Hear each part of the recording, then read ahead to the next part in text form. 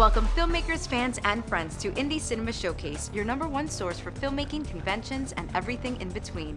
I'm Christina Carmona. And I'm Nando Luis Roman. Together we'll be bringing you the best and brightest that Florida has to offer with a focus on Central Florida. In today's episode, we'll be speaking with local filmmaker and videographer Vincent DeMarco of DeMarco Films and talk to him about his journey about being a troubled youth to finding faith and a career in the film world. We'll also revisit some of our past events and then travel to the Enzion Theater to hang out with Tim Anderson as he lets us know what films we should see before we die. All right, let's get things started with our Shorts Your Shorts segment. As a busy working mother prepares for a long day at the office, she has just a few minutes to chat with her daughter, Sarah. However, Sarah seems more interested in texting with someone on her phone than connecting face-to-face with her mother. When both conversations take a serious turn, Sarah will have to choose who to give her attention to. So, let's watch Chat History by Fred Zara.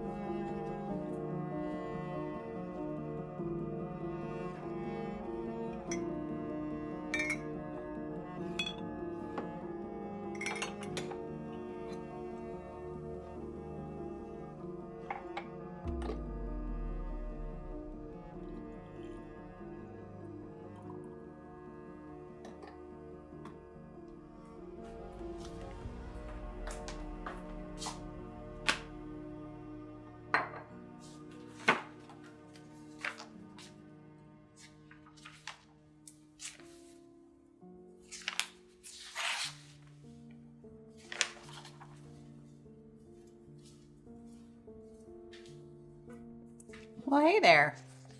It's my little Sarah. I didn't expect you to be up this early. What the hell is this? Yep, that's about what I expected. The phone is more important. You're not wrong, you know. Texting. I do love to text. I wish I could live in a world of just text messages. No real human interaction. Texting really may be the best form of communication ever invented. Oh yeah? Why would you say that? Well, did you know that adults 45 to 55 send and receive an average of 998 text messages per month? That there are 6 billion text messages sent on this planet every day, and of those, 45% of them are Americans. Like, I think that says something about us as Americans. Well, and as humans, for that matter. I mean, we prefer the written word to off-the-cuff conversation. You know, you can, take your time. Think about what you want to say. You're not worried about, stuttering or accidentally giving a dirty look. You can, respond back nice and slow. A little smiley face emoji. I think it's a good thing. We prefer to think first. Don't you agree? I guess. Smiley face? Sarah, is everything okay? Things are never okay anymore. Anymore? What do you mean? Did something happen?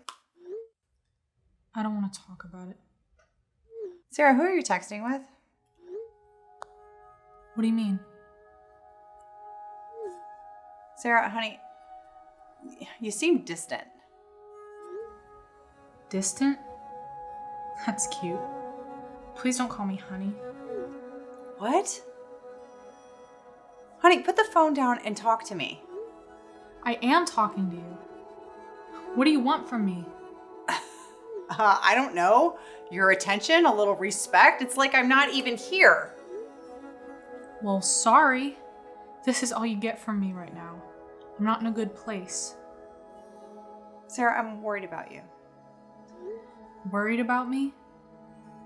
Look, dude, you don't even know me. Well, that's not fair. I mean, I know I haven't been around much lately. I've been busy. Sarah, I love you. I think I know you pretty well. You love me? What the hell, man? Who are you texting with? Is someone bothering you? Are you in some sort of trouble, honey? Is there something I need to know about? Seriously, who is this? Honey, calm down. Tell me what's wrong. It's mommy.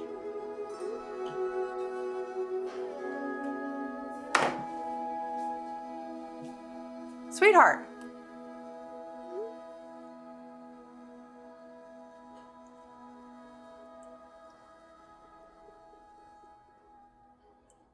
What the hell?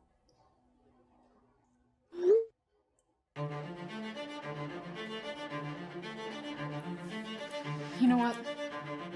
I'm over this.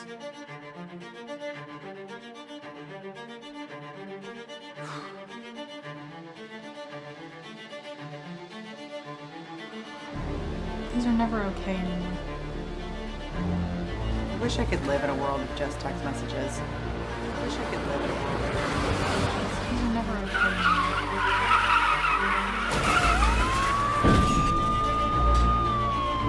It's like I'm not even here. These are never okay anymore. I wish I could live in a world of just text messages.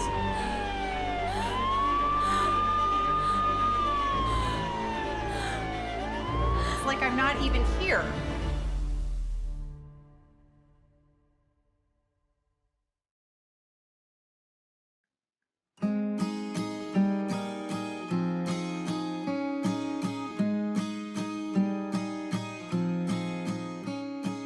Everything, everything, everything I touch will break. And every day, every day, every day you give and I take. I'm living the best that I can, but fate never followed my plans.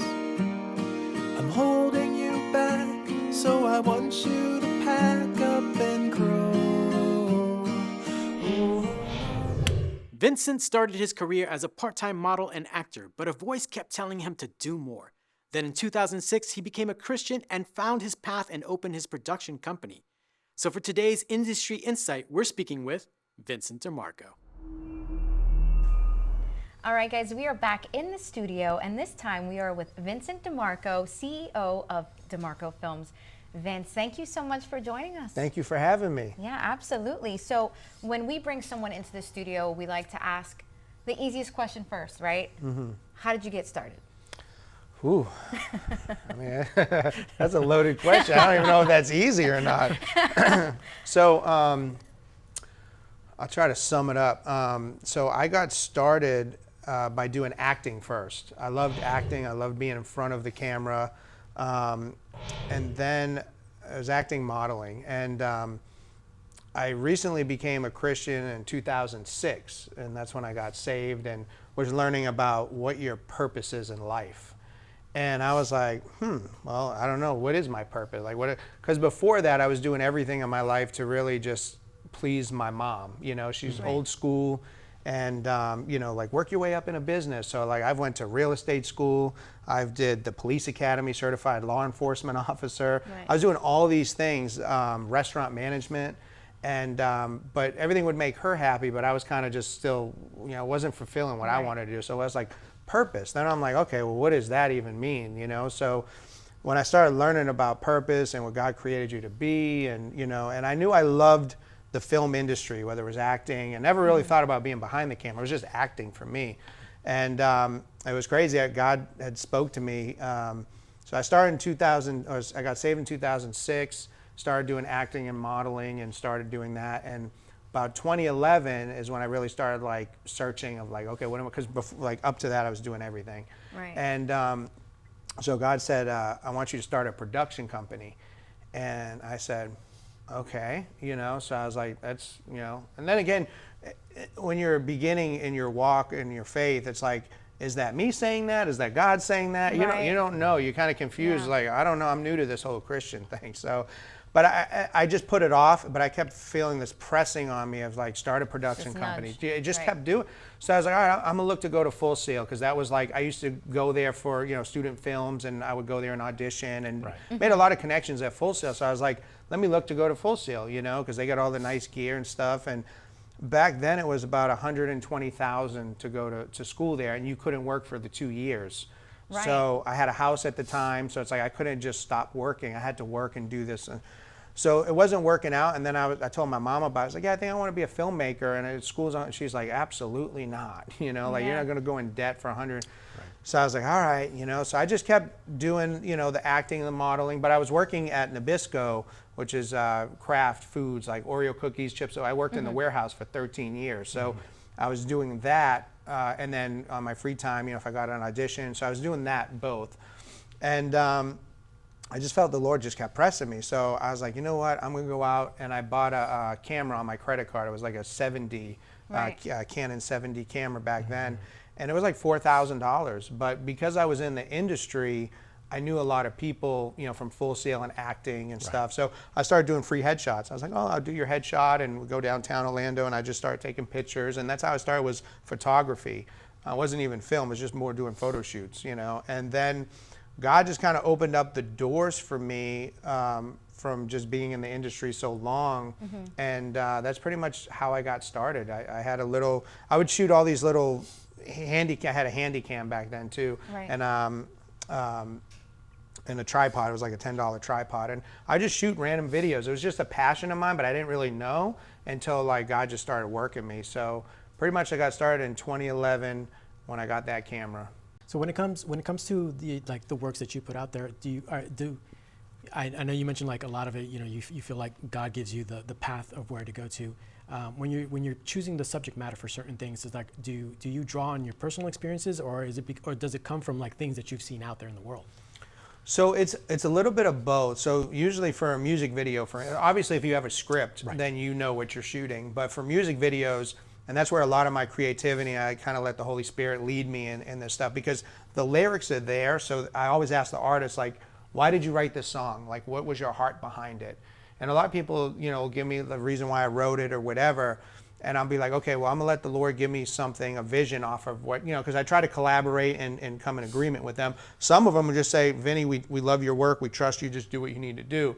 And again, for me, like with Christian movies nowadays, some of them are just cheesy, and it really goes back to me doing this Pray for My Hood tour, because these gang members don't want to watch a cheesy Christian film. Right. So like for me, and that was funny, I was at a Christian film festival years ago, and I was telling somebody about the suicide video we did, and we had a girl actually hang herself at the end of the video, and we showed her hanging there because of what this will end up as, but there was a redemption part of it, and he was a pastor too, and he said to me, well, you can't show that. That's not Christ-like. That's not Christian. I said, let me ask you a question. I said, what do you preach out of every Sunday? The Bible, right? And he said, yeah. I said, well, what's in the Bible? Sex, murder, killing, right. Homosexuality. Like all that stuff is in the Bible. Why can't we show it in films? Why does it have to be this, right. cloud-like entertainment? I'm like, so what hit me was like these people that are unsaved, and that's what we're trying to do. And I feel that's why God put me behind the camera, to kind of switch this vision mentality up of the Christian films, because it's like, yeah, we could put cursing in a Christian film because that's what people do. Right. We curse, we do things. But then if you show the redemption side of it, it's like, this guy did all this bad stuff, but at the end of the day, like, God still accepts him. Right. Like, you know, and put it in there. But if it's a Christian film, it's like, we don't want to put a curse word in there because then it changes.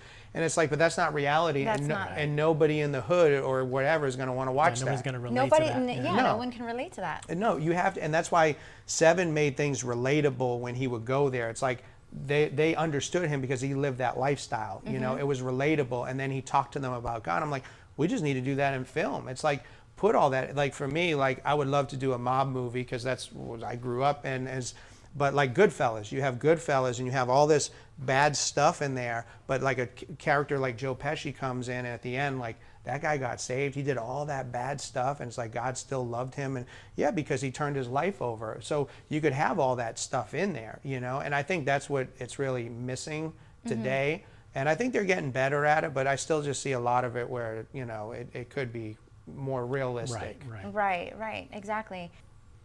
So clearly you have established yourself in the last decade or so, you know, Yeah. in this industry, in this community and stuff like that. For up and coming artists, actors, filmmaker, what kind of advice would you give them about getting into this field?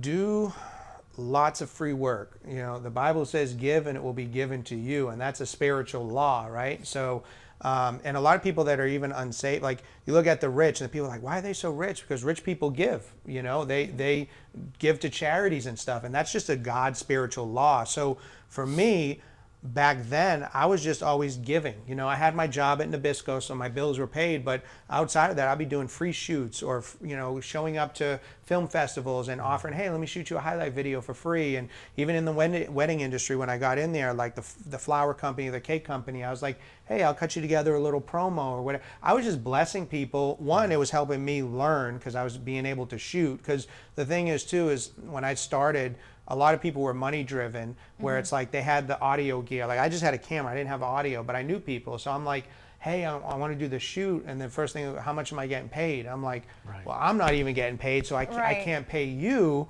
So a lot of people wouldn't do it, you know, and I feel like those people now call me and say, hey, Vin, I see you're doing great. You know, if you need help, you know, and it's like, I needed you 10 years ago. And you were like, how much am I getting paid? You know, so I feel like, don't get caught up in the money. You know, it's like this was a passion for me, and it was my purpose. So it's like I gave, and the biggest blessing was my wedding in 2017. Was weddings are expensive, and being in the industry, you know, like I knew a lot of vendors, you know, and I've helped, like I said, I helped people out, but I would never ask somebody like, hey, hook me up, you know, like what's the hookup? So when I was doing this with my wife, I was like, okay, we're gonna figure this out.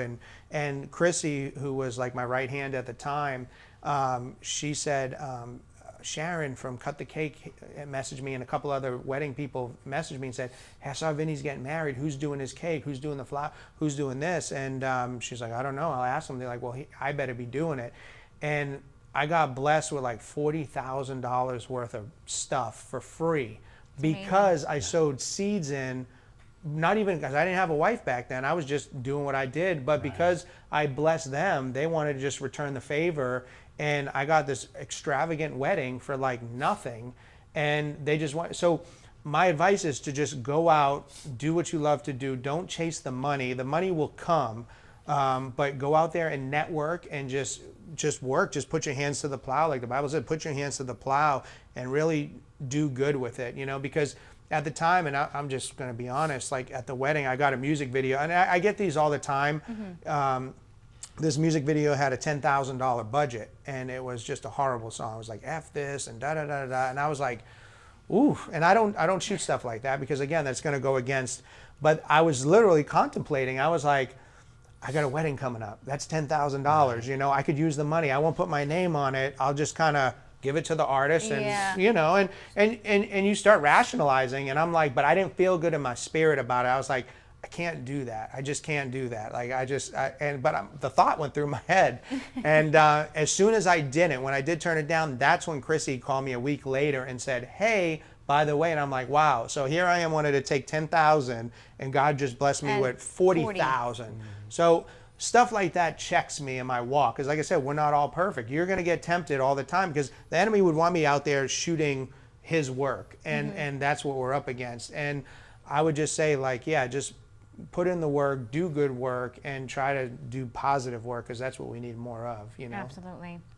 So, all that being said, love your stuff. I love seeing you pop up, you know, on the Facebook and on the socials. And congratulations, you've done so well. Oh, thank you. I mean, Praise God. honestly, Thank you. Congratulations. So, people want to get to know DeMarco Films. They want to see some of your stuff. Where do they go? So yeah, we have, I'm looking over here, right? Yeah. you can edit this, right?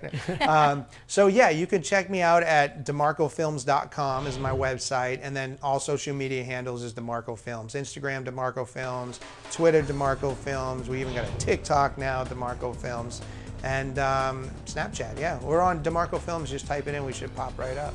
Wonderful. Well, thank you so much for spending this wonderful Monday with us. Thank you for having me. Thank you.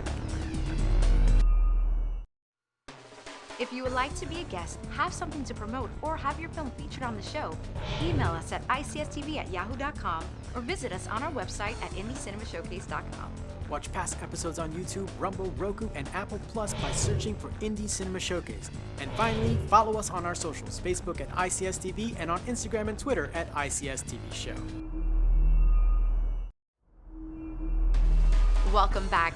Now it's time for our segment we like to call On Location with ICS. In this episode, we visit the Florida Film Festival 2022 to see what's new with the festival, so let's check it out.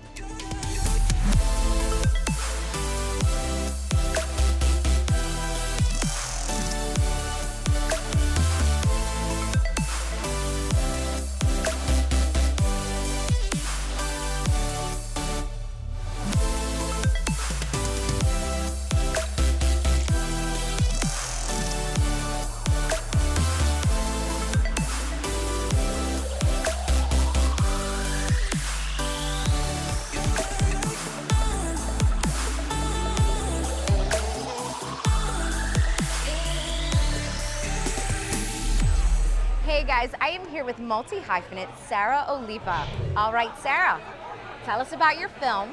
Okay, I am the writer, producer, and actress in the short film Lioness, and it's going to be a part of the Sunshine in Swampland New Florida Shorts program, which is this Saturday. Wow, so can you tell us a little bit about it? Yeah, sure. The film was actually inspired by just a brief moment I had volunteering at a domestic violence shelter. And it's really a testament to these women and parents and the sacrifices they make, and a testament to their resilience, their tenderness, their sacrifice, and the lengths that they go to bring joy when the situation is not exactly joyful. Wow, and now is the Florida Film Festival the world premiere? It is not the world premiere. Okay. But that was in Sedona. But to be here, I cannot even tell you, it's a dream. All right, so you're at the Florida Film Festival and loving it. Yes. So what has been your favorite part so far as a filmmaker? Because there's like food, parties. I mean, you can't really top food, but if I were, besides the films themselves, I've been here every single day. Right. Just the filmmakers. They're from all around the world. Their energy, their passion, their generosity. They're so welcoming, and I'm inspired, but I'm also learning so much. So this really is like a one-of-a-kind film festival. It really is. And thank you so much for taking your time to talk to me. Now, Lioness, where can we find more information on that film? You can go, to the Florida Film website, or also my website, www.saraholiva.com, and there's a page dedicated to Lioness. Wonderful. Well, congratulations. Thank you. I'm so glad I got to chat with you. Thank you. Thank you so much.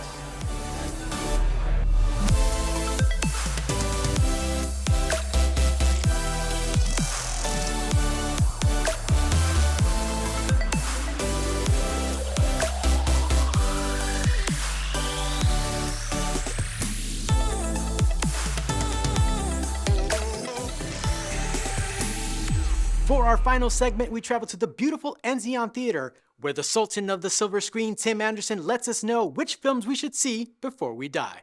Take it away, Tim. Thanks, guys. So my name is Tim Anderson, and I am programming coordinator here at Enzion Theater and the Florida Film Festival. And these are some films that I think, as filmmakers, you need to see before you die. Now, I, in past segments, have put some semi-obscure movies onto this list. This one, I promise you, is probably the most obscure one I'm putting on there. However, I'm going to tell you that you can watch it on YouTube.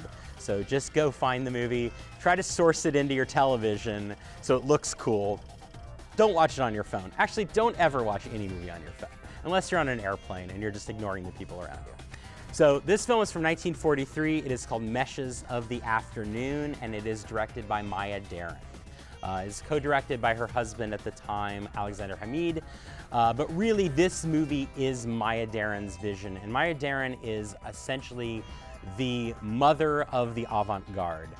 She's a New York-based filmmaker in the 1940s who fell in with a crowd of artists, poets, and experimental filmmakers and sort of fully embraced that. This movie is impossible to essentially describe what it is about. It is a dream, it is a nightmare. It is a 14-minute short that follows a woman played by Deren herself as she explores this house which she shot in California. And why I think this film should be seen is, to begin with, I think it'll probably be the only experimental film many of you will watch, and it's very approachable. But from a technique standpoint, what they are doing with in-camera photography tricks is absolutely incredible. And it's not just for the time, but because it inspired generations upon generations of filmmakers, many of whom saw these films when they were rediscovered in the 1960s in film programs, and those filmmakers then went on to create the new American cinema of the 1970s, and primarily the movies that or the music videos that were originally shot for MTV. So what you see is kind of today's entire version of editing technique is essentially an expansion of stuff that was being done by experimental filmmakers in the 1940s. So again, like I said, the movie, I couldn't tell you exactly what it's about. There's literally books written about it. But in terms of being able to just take your break from whatever you're doing, maybe you got a camera set up that you're waiting on lighting for, or you're waiting for makeup to finish somebody, take 14 minutes, preferably watch this on a TV and not on your iPhone, but check out Meshes of the Afternoon, directed by Maya Deren and Alexander Hamid. It's absolutely incredible, and a film that I think not only will inspire you, but maybe to look further into what was being done by the avant-garde and the experimental filmmakers of the time, but also because I find that you will see that it's very approachable from techniques that you're using today as well. So I hope you have a great time with it. It's been lovely being here with you. Nando, Christina, back to you. Well, that's all the time we have for this episode of ICS. We want to thank Vincent DeMarco for sitting down with us, and Tim Anderson, as always, for those great movie suggestions. We hope you learned something new, saw something that you love, or got inspired to get off your couch and go make a movie of your own. Who knows? It might be good enough for us to screen on the next Indie Cinema Showcase. And don't forget to follow us on our socials, Facebook at ICS TV, Instagram at ICS TV Show, and on YouTube, Rumble, Roku, and Apple Plus, just by looking up Indie Cinema Showcase. And if you want a chance to have your work, event, convention, or film festival featured on ICS, send us an email at icstv@yahoo.com. Until then, the set is closed, and as they say in the movie business, that's a wrap. See you next time.